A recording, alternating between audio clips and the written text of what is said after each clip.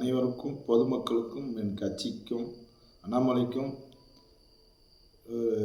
ஜெய்ஹிந்த். வணக்கம். நான் என்ன சொல்கிறேன்னா, ஒரு விஷயம் தெரிஞ்சுக்க தமிழ்நாட்டு மக்களுக்கு சொல்கிறேன். ஒன்றே புரிஞ்சுக்காங்க. யாருன்னா ஒரு உண்மையான ஆள் ஒரு அரசியல் பண்ணுறதுக்கு வரனா அவங்களுக்கு ஒரு வாய்ப்பு கொடுங்க. எத்தனையோ பேர் 1000 பேர் வரான், 1000 பேர் போகிறான், அதெல்லாம் வேண்டாம். ஆனால் உண்மையை உழைக்கணும்னு யாருன்னா கொடுக்குறீங்களா? வாய்ப்பு தரீங்களா?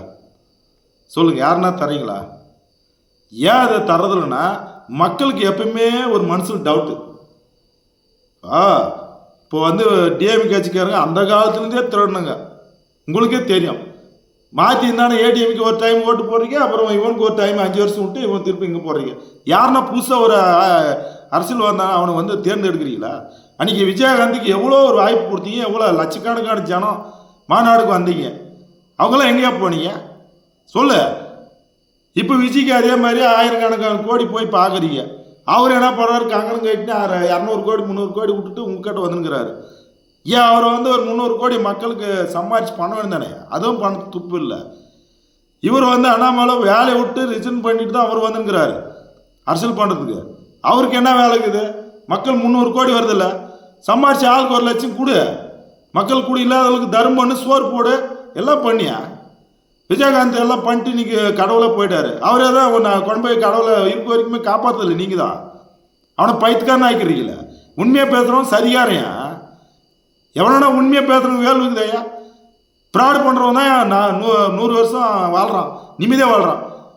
அதே சோத்துக்கு இல்லாதவன், தெருவில் இருக்கிறவன், அவன்லாம் வாரத்தில் ஒன்றுமே இல்லாத சாராயா. மத்தியானம் ஒரு வேலை சோறு கிடைக்கிறது இல்லை உண்மையாக இருக்கிறவனுக்கு. ஆனால் பொய்யா சொல்கிறவனுக்கு, ஏமாத்துறவனுக்கு குவாட்ரு, பிரியாணி, ப்ராடு, ஸ்டெப்னி, காரு, பங்களா எல்லாத்துக்கும் அவனுக்கு கிடைக்குது. ஆனால் உண்மையை பேசுகிறவனுக்கு 1 ரூபா ஓய்த்து கிடையாது. 1 ரூபா 10 ரூபா கேட்டால் எப்போ ஒரு 10 ரூபா கூட சாப்பாட்டுக்குனா கூட என்னாத்துக்கா குவாட்ரு அடிக்குதுன்னு கேட்குறான் உண்மையை பேசுகிறவனு. அந்த மாதிரி உண்மையை பேசுகிறவங்க என்ன இருக்குது வேல்வை இந்த நாட்டில்? ப்ராடு பண்ணுறவன், பொய் சொல்கிறவன், ஏமாத்துறவன், கூட்டு மாதிரி பொண்ணு கடத்தல் பண்ணுறவன், வாத்தியாருக்கு ப்ராடு பசங்க லட்சக்கணக்கான சாப்பிட்றான், அவன் இப்போ சின்ன பொண்ணு கற்பழிக்கிறான். அதை கேட்க துப்பு இல்லை யாருக்கும். எல்லாமே ஒற்றுமையாக இருந்தால் எப்படியா தப்பு நடக்கும் சொல்லு. உங்கள் வீட்டில் நான் நடந்தால் விட்டுருல ஊர் மக்களை? ஒரு வீட்டில் நடந்தால் நீங்கள் போராடினே போய்.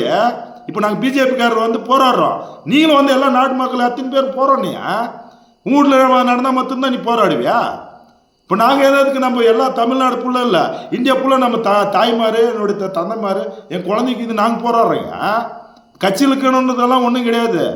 மக்கள் பொதுமக்கள் நினச்சா முதலமைச்சர் இல்லை, எந்த மாநிலம் சுக்குநூரை உடச்சி விசாடலையா? ஆனால் நீங்கள் எங்கேயா சரிங்க சொல்ல. அவன் இவங்க வேலை உங்கள் 1000 ரூபா போயிடும், அவனுக்கு 1000 ரூபா போயிடும். வீட்டில் மாத்திரம் கண்ணில் யாருன்னா சேர்த்தா கண்ணில் தண்ணி விடுங்க, அடுத்தவங்க வீட்டில் சேர்த்தா சிரிப்பிங்க. இதானே உங்களை தமிழ்நாட்டில் உங்களுடைய புத்தி. யாருக்கு தப்பு நடந்தாலையும், யார் ஒரு ரோட்டில் கூட ஒருத்தன் ரோட்டில் அடித்து விழுந்துனுங்கிறான், அவனை தூக்க மாட்டீங்க, உடனே போலீஸ் கேஸ் ஆகிடும், ஓடிடுவீங்க. அதே உங்கள் வீட்டில் ஒரு அப்பா தம்பி யாரும் விழுந்தா நீ விட்டு போயிடுவியா? அறிவு கேட்டேன் மகளை. யாருமே இங்கே பாரியா தமிழ்நாட்டில் இல்லை, இந்தியா ஃபுல்லாக சரி. அவன் கீழே விழுந்தாலும் சரி, அவன் நம்ம தம்பி ஒரு அப்பா அப்படின்னு ஒரு அம்மா அப்படின்னு நினைக்க. எப்பயும் ஒற்றுமையாக இருக்கு, எல்லாமே ஒன்று தான். அந்த காலத்தில் பிறந்தது ஃபுல்லாக எல்லாம் ஒருத்தன் ஒரே ரத்தம் தான். ஜாதி மதம்லாம் இப்போ தான் பிரிச்சுன்னு அவன் அரசியல் பண்ணின்னு உக்காந்துக்கிறான், திருட்டு பசங்க. நான் என்ன சொல்கிறேன்னா, இன்றைக்கும் சொல்கிறேன், நாளையும் சொல்கிறேன், இந்த ஜாதி மாதிரியே பேசுகிறவன் தான் என் ப்ராடு.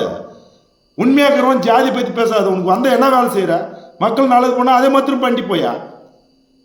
இப்போ அண்ணாமலை என்ன சொல்கிறாருன்னா, இவன் ப்ராடை மட்டும்தான் சுட்டி காமிக்கிறாரு. உடனே மு.க. ஸ்டாலின், உதயநிதி எல்லாம் எதிரி கிடையாது. அவனுக்கு பண்ணுற ப்ராடை சுட்டி காமிக்கிறாரு.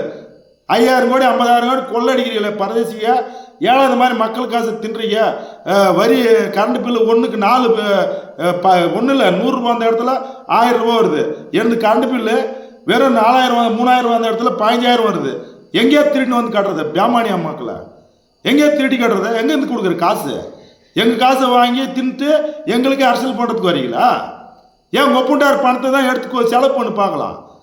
பேனை வைக்கிறேன்னு சொல்லிட்டு 100 கோடி ஒப்புண்டார் தான் எவனதையா பணம்? 100 கோடிக்கு செலவு வைக்கணும்னு போய் அதை நடு கடலில் வைக்கிறேன்ற 100 கோடி எடுத்து மக்களுக்கு இல்லாத